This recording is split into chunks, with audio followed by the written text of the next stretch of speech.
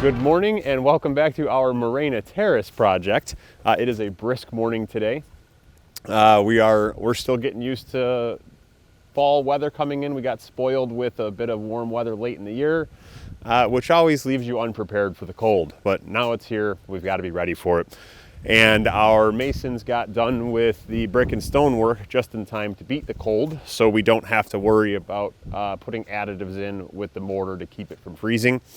So we'll give you a quick recap of what ended up with the stone. And we still, of course, we've got a lot of cleanup work to do. They just finished. And as you can see, ever so slightly missed on the takeoff for stone. So we have a whole lot of stone left. And unfortunately, once you've bought it, you own it. You do not get to return it. So now that's our pretty pile of stone. So what we're going to do is we're going to go ahead and we're going to build the client a stone mailbox out front.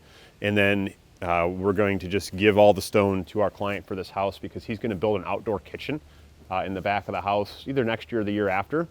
So this is the perfect material for him to use. And I mean, I've already paid for it. Rather than throw it away or store it, I'd much rather just give it to one of our clients as a gift and say, here you go, use whatever you want to build, enjoy it.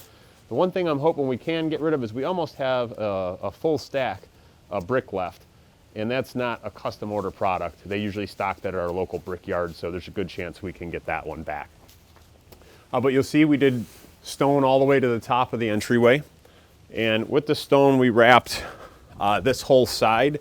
And it's hard to tell from here, but when you're driving up the street from the side over there, you can see the whole stone column essentially protruding out past the top of the house, and it makes a very nice curb appeal as you pull up to it.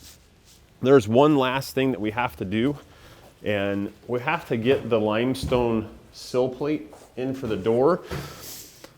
But the door didn't come, as it turns out, with the right sill extension on it to lay over the limestone. So we're waiting on a sill extension to come in for that. Then we'll get the limestone cap in. So you have a limestone step there. And then, of course, we're still going to have to pour a concrete pad here.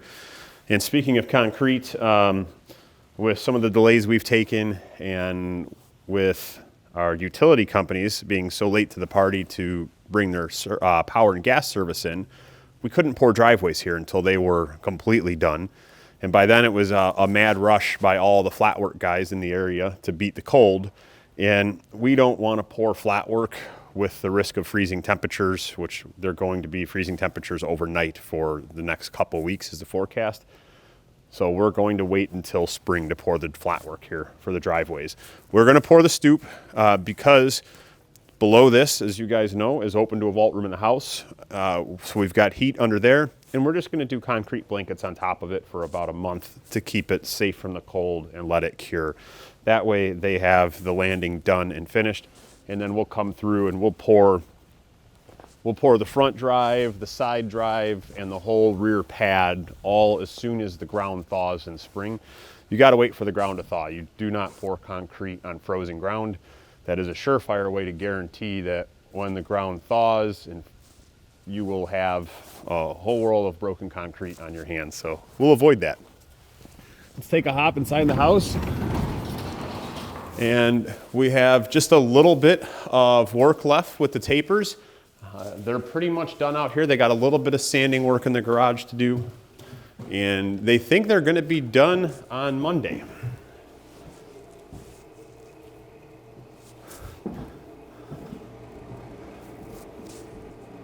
And the little hum you hear in the background is our dehumidifier still running, just trying to keep some of the moisture out of the house.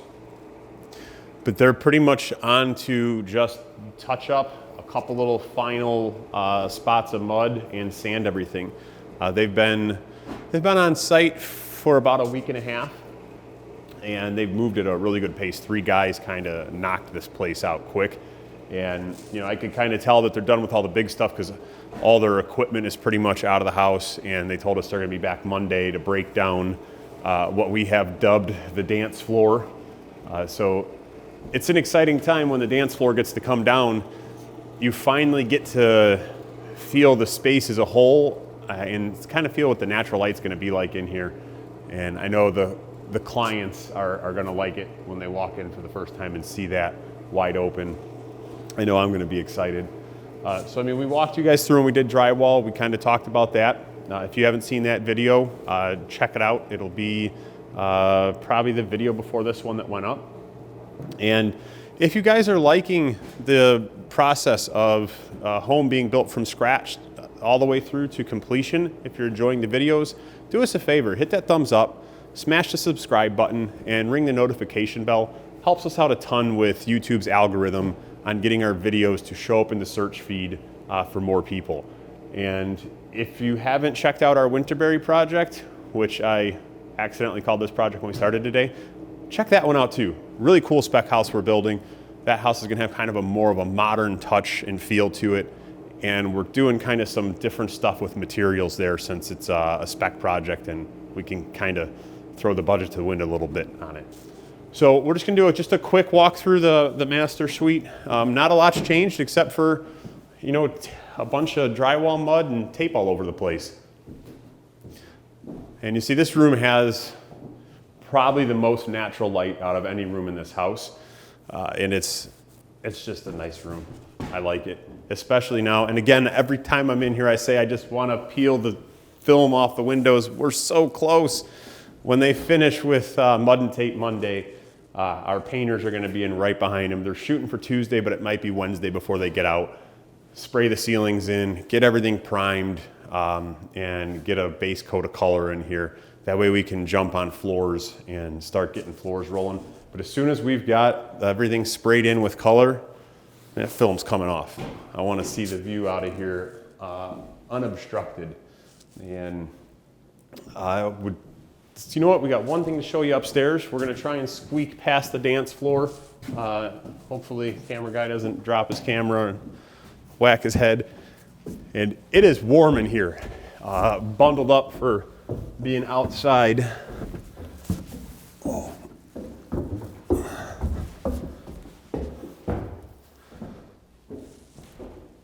So, and one thing to show you they do, since this is going to be a tall, flat wall above the fireplace, and it's going to be painted an accent color, we did they do a float to fill in like the little bumps and imperfections that are in drywall.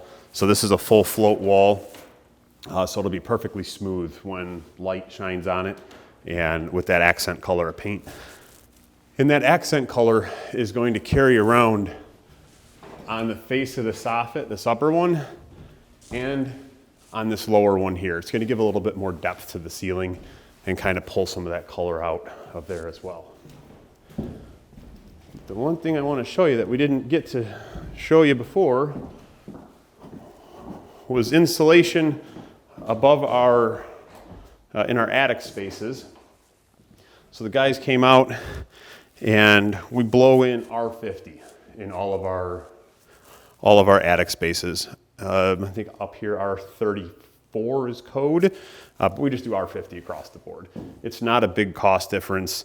We don't even give an option to customers. It's just R50, or if you want to go greater than that, we'll go greater than that, but we won't do the 34. It's just, I think the upgrade for this whole house is maybe $750 or $1,000.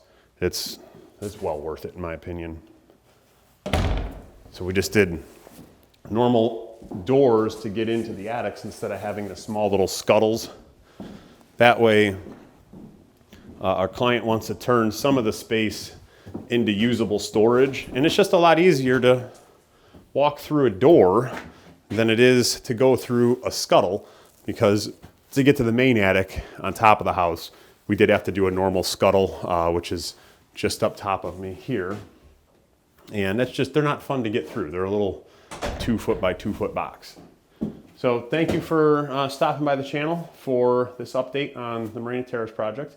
And I don't know if we're really going to have much to shoot in the next week with Thanksgiving coming, but if the painters get out here and get the ceiling sprayed and get the primer done as we're planning, we'll shoot a quick update probably over the Thanksgiving weekend for you.